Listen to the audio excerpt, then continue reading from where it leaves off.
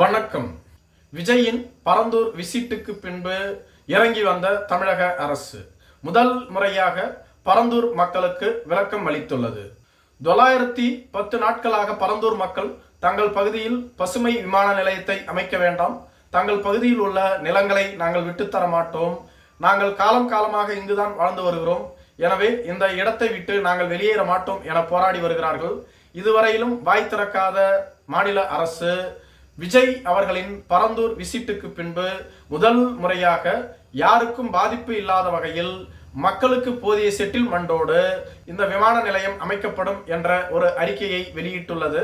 அதாவது பரந்தூருக்கு அருகில் உள்ள பன்னூரில் விமான நிலையம் அமைக்கத்தான் முதலில் திட்டமிட்டிருந்ததாகவும், ஆனால் பன்னூரில் பல்வேறு விதமான தொழிற்சாலைகள், நிறுவனங்கள் மற்றும் குடியிருப்புகள் உருவாகிவிட்டதாகவும், பன்னூரை விட பரந்தூரில் மக்கள் தொகை குறைவு, தொழிற்சாலைகள் குறைவு, கிராமப்புறங்களும் குறைவு, எனவேதான் பன்னூரை விட்டு பரந்தூரை நாங்கள் தேர்வு செய்தோம் என்றும், மேலும் பரந்தூரை காட்டிலும் பன்னூரில் மக்கள் தொகை அதிகம் என்பதனால் தான் இந்த முடிவு எடுக்கப்பட்டதாகவும், எனவே பரந்தூரில் உள்ள மக்கள் அனைவருக்கும் போதுமான இழப்பீடு வழங்கப்படும், அவர்களுக்கு 2 மாதத்திற்குள்ளாக 35 லட்சம் இழப்பீடு வழங்கப்படுவதோடு மட்டும் இல்லாமல் அவர்களுக்கு எந்தவிதமான இழப்பும் இல்லாமல் அவர்களுக்கு வேண்டியது செய்து கொடுக்கப்படும், அவர்களுக்கு வேண்டிய நிலங்களும் வழங்கப்படும் என தமிழக அரசு கூறியுள்ளது. மேலும் மாற்று இடம் தற்பொழுது இல்லை என்றும், அந்த இடத்தில்தான் அமைக்க வேண்டிய சூழ்நிலை ஏற்பட்டுள்ளதால் தான் பரந்தூரை நாங்கள் தேர்வு செய்ததாகவும் தமிழக அரசு விளக்கம் அளித்துள்ளது. இது பற்றி தமிழக வெற்றிக் கழகத்தின் செய்தி தொடர்பாளரான திரு லியோமணி அவர்கள் தனது எக்ஸ் வலைதள பக்கத்தில் தங்களது தலைவர் விஜய் அவர்களினுடைய விசிட்டுக்கு பின்புதான் மாநில அரசு பணிந்துள்ளது, இதுவரையிலும் மௌனம் காத்த மாநில அரசு தற்பொழுது பரந்தூர் மக்களுக்காக தங்களது விளக்கத்தை அளித்துள்ளார்கள். இதுதான் தலைவர் அவர்களினுடைய வெற்றி, தமிழக வெற்றிக் கழகத்தின் வெற்றியாகவும் நாங்கள் பார்க்கின்றோம். வரும் காலங்களில் போராட்டம் நடத்தக்கூடிய மக்களுக்கு நாங்கள் தொடர்ந்து பாடுபடுவோம்.